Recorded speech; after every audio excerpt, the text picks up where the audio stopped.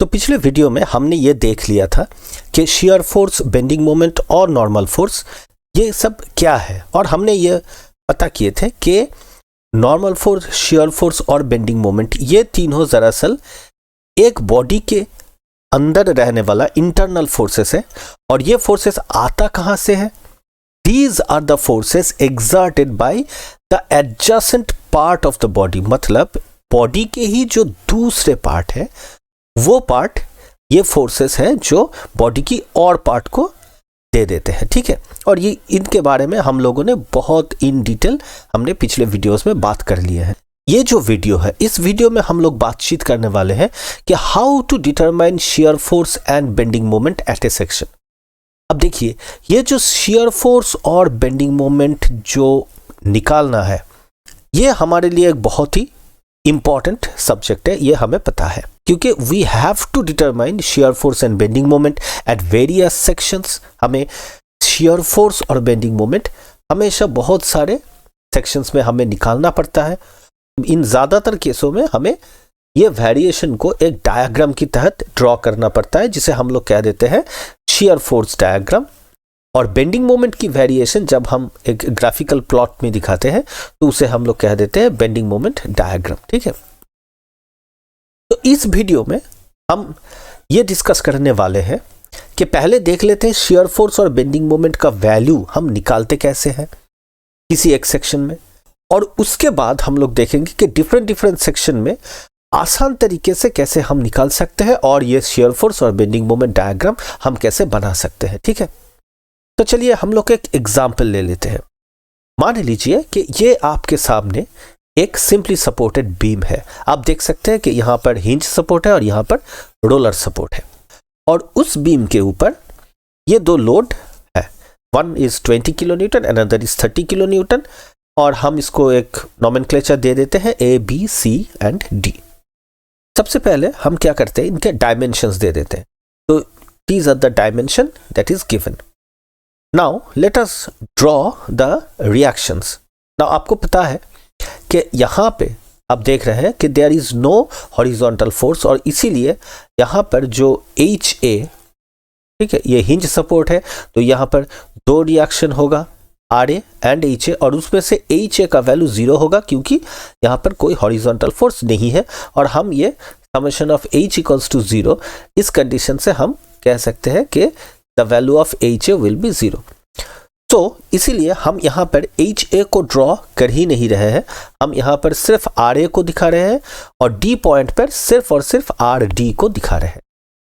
अब चलिए हम यहाँ पर RA और RD का वैल्यू हम पता कर लेते हैं। ठीक है, तो वो तो हम किसी भी पॉइंट के रेस्पेक्ट में मोमेंट लेकर के ही हम पता कर सकते हैं। ठीक है, तो अगर मैं पूछूं what is the value of RA, तो हम ये मोमेंट ले लेते हैं with respect to point A, and this value will be, मतलब equation will be like this. आपको पता है कि when you are taking moment with respect to A, so 20 into 2 this will be clockwise, so we are assuming clockwise moment to be positive. Then 30 into 5, this will again be clockwise and we are considering it positive. Now RD into 10, this moment will be anti-clockwise and hence we are calling it negative, and then we are making it 0.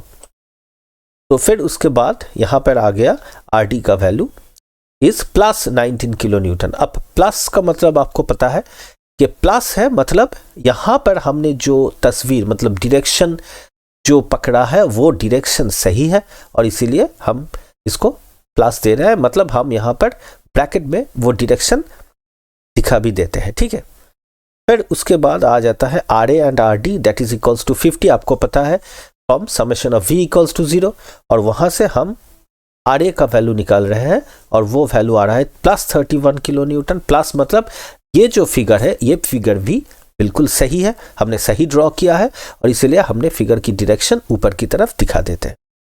अब मान लीजिए कि यहाँ पर एक arbitrary section हम लोग पकड़ लेते हैं कि ये एक ऐसा सेक्शन हमने पकड़ लिया है यहाँ पर। ठीक है, और ये देखिए ये एक्स सेक्शन कहाँ पे है, ये जो B पॉइंट है, ये B पॉइंट से 2 मीटर दूरी पे, और ये C पॉइंट से 1 मीटर दूरी पे।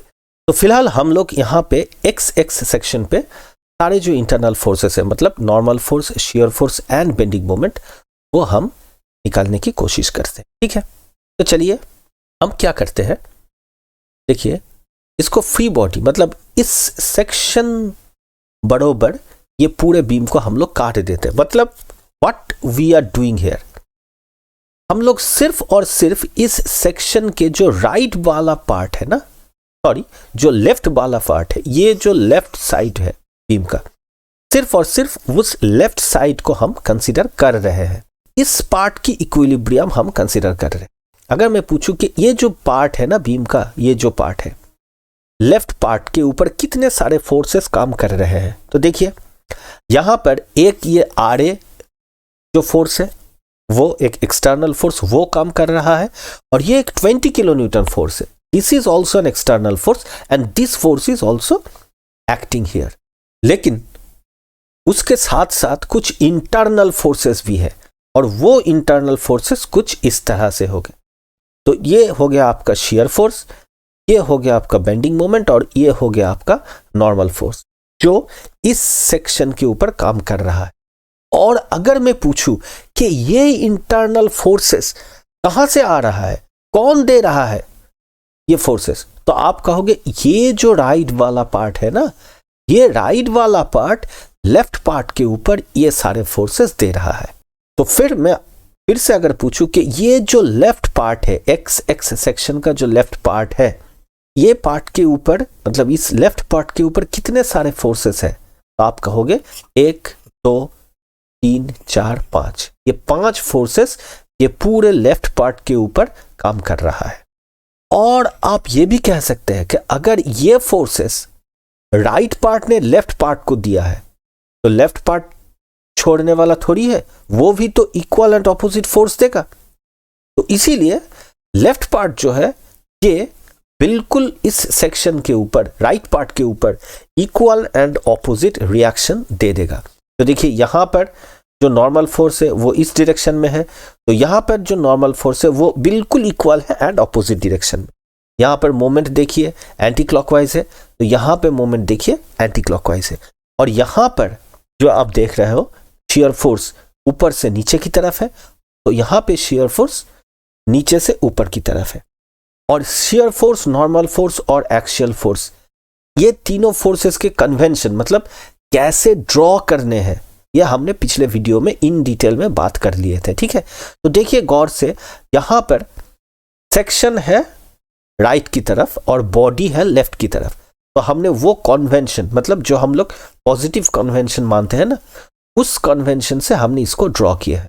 और यहां पर सेक्शन है लेफ्ट की तरफ और पूरा जो बॉडी है वो राइट की तरफ है, तो इसीलिए ये यहां पर भी हमने पॉजिटिव कन्वेंशन को मान के हमने ये तस्वीर ड्रॉ कर लिया। तो फिर हम लोग इस जो नॉर्मल फोर्स है उसको नाम दे देते हैं NX। दोनों साइड में ही हम लोग NX दे रहे हैं, क्यों? Why? Because these forces are equal in magnitude. अगर ये N है तो ये भी N है, ठीक है। और क्योंकि ये X सेक्शन के ऊपर काम कर रहा है तो हम उसको NX नाम दे देते हैं। बिल्कुल उसी तरह से शियर फोर्स जो है उसको हम लोग नाम दे देते हैं VX, और जो मोमेंट है उस मोमेंट को हम लोग नाम दे देते हैं MX। अब चलिए देखते हैं क्या हम इस NX, VX और MX का वैल्यू क्या हम निकाल पाते हैं कि नहीं। तो फिर सबसे पहले हम ये लेफ्ट साइड जो है ये वाला पार्ट कंसीडर कर लेते हैं। अब ये बहुत ही आसान है। देखिए ये जो पार्ट है ना, लेफ्ट पार्ट, तो आप तो देख ही रहे हैं कि इस लेफ्ट पार्ट के ऊपर 5 फोर्सेस है, यहां पर 2 एक्सटर्नल और ये 3 इंटरनल फोर्सेस, ठीक है। और ये 5 फोर्स के एक्शन की बदौलत ये जो left side of the beam है, this beam is in equilibrium. तो चलिए हम लोग बस इक्विलिब्रियम कंडीशन लगा देते हैं, ठीक है। तो मान लीजिए फॉर इक्विलिब्रियम हम क्या लिख सकते हैं, summation of H equals to 0। अब देखिए यहां पर कोई हॉरिजॉन्टल फोर्स है नहीं, सिर्फ और सिर्फ NX है, तो वहां से हम ये लिख सकते हैं कि NX इक्वल्स टू 0। फिर हमारा नेक्स्ट कंडीशन इक्विलिब्रियम का आ जाता है summation of V equals to 0। अब देखिए यहां पर वर्टिकल फोर्सेस कितना है, RA, फिर 20 और फिर VX। तो हम अगर ऊपर की तरफ की जो फोर्स है उसको पॉजिटिव साइन देते हैं और नीचे वाले को नेगेटिव साइन दे देते हैं, तब हम ये लिख सकते हैं कि plus RA minus 20 minus VX and that will be equals to 0। तो वहां से हम लिख सकते हैं VX equals to RA minus 20 और RA का वैल्यू आपको पता है 31 किलो न्यूटन है, तो वो अगर हम यहाँ पर प्लग इन कर देते हैं तो वैल्यू कितना आ जाएगा 11 किलो न्यूटन। तो बस वहां से हम Vx का वैल्यू भी निकाल लेते हैं। Vx equals to RA minus 20 that is 11 kilo newton. Moment हम बाद में निकाल रहे हैं, ठीक है। फिलहाल अगर कोई ये वाला पार्ट कंसीडर कर ले तो चलिए देख लेते हैं यहाँ पे क्या होता है। तो फिर यहाँ पर भी हम मान लीजिए for equilibrium summation of H equals to 0, तो यहाँ पर भी हॉरिजॉन्टल फोर्स कुछ नहीं है, सिर्फ NX है और हम ये लिख सकते हैं NX इक्वल्स टू 0। फिर हम लोग लिख लेते हैं summation of V equals to 0। अब देखिए वर्टिकल फोर्स कितने सारे हैं, एक तो ये ऊपर की तरफ, एक 30 किलो न्यूटन नीचे की तरफ और एक 50 किलो न्यूटन ऊपर की तरफ। तो आप फिर से पकड़ लीजिए, ऊपर की तरफ जो फोर्स है उसको पॉजिटिव पकड़िए और नीचे की तरफ फोर्स को नेगेटिव पकड़िए। तो आप ये लिख सकते हैं plus VX minus 30 plus 50 equals to 0। और वहां से अब बस ये लिख सकते हैं plus VX minus 30 plus RT equals to 0। तो ये आपको दे देगा कि VX का वैल्यू आ रहा है 11 किलो न्यूटन। तो मतलब देखिए, आप अगर लेफ्ट साइड ले रहे हैं तो भी जो Vx का वैल्यू आ रहा है, आप अगर राइट साइड की इक्विलिब्रियम ले रहे हैं तो भी उस सेक्शन में शियर फोर्स का वैल्यू सेम आ रहा है। और गौर से देखिए, सिर्फ मैग्नीट्यूड ही सेम आ रहा है ऐसा नहीं है, साइन भी सेम है, ये भी प्लस है और ये भी प्लस है। मतलब इसका मतलब यही है कि आप अगर शियर फोर्स या बेंडिंग मोमेंट या नॉर्मल फोर्स किसी भी सेक्शन पे आप निकालना चाहते हो तो उस सेक्शन के या तो पूरे बाएं तरफ जो बॉडी है उसका इक्विलिब्रियम कंसीडर करो या तो पूरी दाएं साइड का इक्विलिब्रियम कंसीडर करो, वैल्यू तो आपका सेम ही आने वाला है। तो फिर हम लोग नॉर्मल फोर्स और शियर फोर्स निकाल लिए। अब चलिए हम लोग बेंडिंग मोमेंट निकालें। तो यहां से हम कह सकते हैं कि फॉर बेंडिंग मोमेंट इक्विलिब्रियम आप कोई भी पॉइंट के रिस्पेक्ट में मोमेंट ले सकते हो। मतलब आप A पॉइंट की रिस्पेक्ट में यू कैन टेक मोमेंट, आप अगर चाहे तो B पॉइंट के रिस्पेक्ट में मोमेंट ले लीजिए। अगर आप चाहे तो ये XX जो पॉइंट है इसके रिस्पेक्ट में भी आप मोमेंट ले सकते हैं। तो हम यहां पर ये जो XX पॉइंट है इसके रिस्पेक्ट में मोमेंट ले रहे हैं। अगर आप लोग मुझसे ये पूछे कि क्या यहां पे इस पॉइंट के रिस्पेक्ट में ही मोमेंट लेना जरूरी है, तो मैं कहूंगा जी बिल्कुल नहीं। लेकिन अगर आप इस पॉइंट के रिस्पेक्ट पे मोमेंट ले रहे हो तो फिर यहां पे आपका जो इक्वेशन है वो थोड़ा सा आसान रहेगा। तो फिर यहां पर हम XX पॉइंट के रिस्पेक्ट पे ही मोमेंट लेंगे। लेकिन अगर आप चाहे तो आप ये calculation with respect to A या विथ रिस्पेक्ट टू B या कोई भी पॉइंट हो यहां पर आप उसके रिस्पेक्ट में लेकर भी आप कर सकते हो, ठीक है। तो चलिए हम यहां पर मोमेंट ले लेते हैं और फिर वैल्यू क्या आएगा। देखिए यहां पर अगर आप मोमेंट ले रहे हो तो सबसे पहले ये जो RA है, RA का मोमेंट आएगा इस पॉइंट के रिस्पेक्ट में, ठीक है। और वो मोमेंट क्या होगा, RA मल्टीप्लाइड बाई 4। और आप समझ सकते हैं कि ये क्लॉकवाइज डायरेक्शन में है, तो आप क्लॉकवाइज को पॉजिटिव पकड़ लीजिए। तो हमने यहां पर लिख दिया RA into 4 that is positive. अब उसके बाद देखिए 20 इंटू 2 ये हो गया एंटी क्लॉकवाइज, ठीक है ना। तो माइनस 20 इंटू 2 ये बन गया एंटी क्लॉकवाइज मोमेंट। अब इसका सिंबल क्या आ गया, देखिए नेगेटिव आ गया। और उसके बाद ये जो MX है इसका सिंबल क्या होगा जी, ये भी एंटी क्लॉकवाइज है और एंटी क्लॉकवाइज को हम लोग नेगेटिव मान रहे हैं, ये भी MX नेगेटिव बन गया। तो ये इक्वेशन आपका आ गया और यहां से आप MX का वैल्यू निकाल लीजिए और वैल्यू आ गया प्लस 84 किलो न्यूटन मीटर। तो यह आपको पता है कि ये प्लस मतलब यहां पर सैगिंग बेंडिंग जो है वो हो रहा है, ठीक है। अब हम लोग चलते हैं यहां पर। अगर कोई ये लेफ्ट साइड वाला इक्विलिब्रियम ना लेके कोई राइट साइड वाला जो पार्ट है वहां पे इक्विलिब्रियम लेता तो फिर उसका भी सेम ही होता। मतलब आप XX जो है इस पॉइंट के रिस्पेक्ट में मोमेंट ले लीजिए। तो देखिए ये जो MX है अब ये क्लॉकवाइज है तो ये पॉजिटिव बन गया। फिर देखिए 30 इंटू 1 तो ये भी पॉजिटिव है, क्लॉकवाइज है। और फिर ये जो RD इंटू 6 है ये वाला देखिए एंटी क्लॉकवाइज है तो ये बन गया नेगेटिव। ठीक है। तो फिर ये इक्वेशन आ गया mx plus 30 into 1 minus RT into 6 and that is equals to 0, और वहां से आ गया mx का वैल्यू, तो ये भी देखिए 84 किलो न्यूटन मीटर आ गया। तो बस यहां से आप बिल्कुल समझ सकते हैं कि हम कोई भी सेक्शन में अगर हमें नॉर्मल फोर्स, शियर फोर्स या बेंडिंग मोमेंट निकालना है तो वो हम बहुत आसानी से कर सकते हैं। हमें बस उस सेक्शन के लेफ्ट साइड या तो राइट साइड को कंसिडर करना है, फिर ये तस्वीर बनाने हैं, और फिर इक्विलिब्रियम कंडीशन जो हम पहले सीख चुके हैं वो इक्विलिब्रियम अगर हम अप्लाई कर देते हैं तो हम यहाँ पे वैल्यू निकाल सकते हैं। लेकिन जिस मेथड से हमने अभी अभी ये प्रॉब्लम सॉल्व किए हैं, तो ये प्रॉब्लम सॉल्व करने के लिए आपको ये फिगर जरूरी है ना।